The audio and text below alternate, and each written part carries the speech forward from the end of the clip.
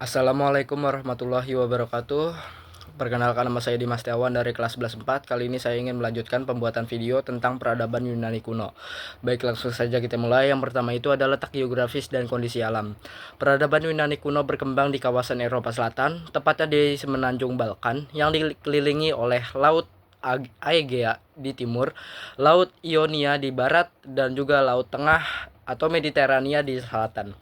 Wilayah Yunani terdiri dari banyak pulau dan pegunungan, sehingga membentuk negara-negara kota atau polis yang berdiri sendiri seperti Athena, Sparta, Korintus, Thebes, dan juga Delphi. Tanah Yunani tidak terlalu subur, tetapi mereka mengandalkan pertanian anggur, zaitun, dan juga gandum. Perdagangan laut karena posisinya strategis di antara Eropa, Asia, dan juga Afrika. Kondisi alam yang terpisah-pisah oleh pegunungan menyebabkan tidak ada satu kerajaan besar, melainkan banyak kota negara merdeka atau polis yang memiliki pemerintahan dan kebudayaannya sendiri.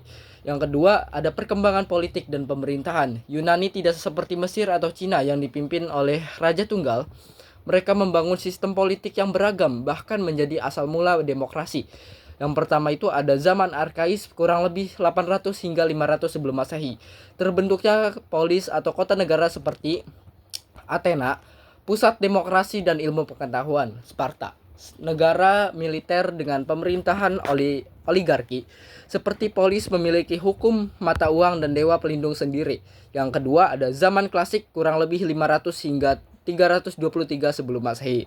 Masa keemasan Yunani, terutama di Athena pada masa Perikles, berkembang di sistem demokrasi langsung, di mana rakyat atau warga laki-laki ikut menentukan kebijakan. Sparta dan Athena sering berperang. Perang Peloponnesos pada tahun 431 hingga 404 sebelum Masehi dimenangkan oleh Sparta.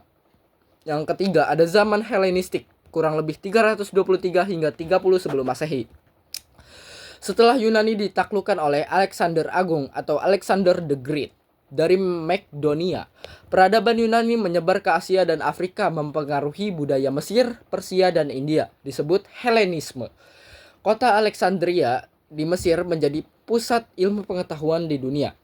Yang ketiga, kehidupan sosial dan budaya. A. Struktur sosial.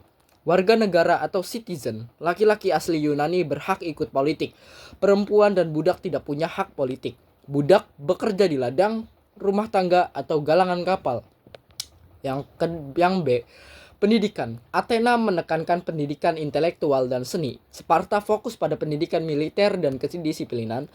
Anak-anak dididik untuk menjadi warga negara ideal sesuai sistem ibu kotanya. Yang ketiga, atau C, kebudayaan dan filsafat. Peradaban Yunani dikenal sebagai asal mula ilmu pengetahuan dan filsafat barat. Beberapa tokoh penting itu antara lain ada Socrates, mengajarkan berpikir kritis melalui dialog. Yang kedua ada Plato, menulis Republik, mengajarkan keadilan dan pemerintahan yang ideal. Yang ketiga ada Aristoteles, murid Plato, mengembangkan logika, etika, dan ilmu alam.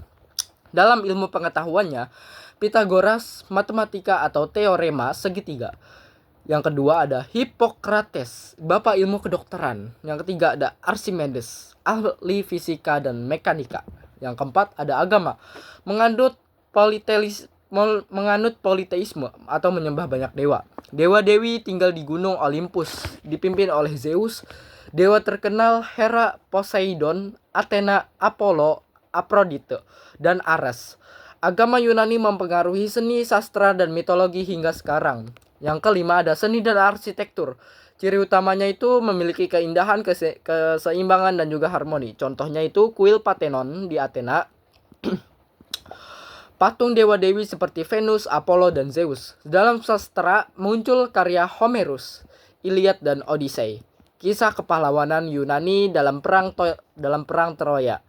Yang keempat itu ada perekonomian. Perekonomian Yunani sangat bergantung pada perdagangan maritim seperti laut, menjual hasil pertanian atau zaitun dan juga anggur, dan kerajinan seperti perunggu dan juga keramik.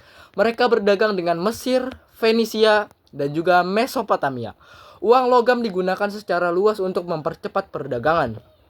Yang terakhir atau yang kelima ada peninggalan peradaban Yunani. Beberapa warisan besar Yunani masih berpengaruh hingga saat ini, seperti demokrasi, dasar sistem pemerintahan modern, filsafat, dasar ilmu pengetahuan, dan juga logika.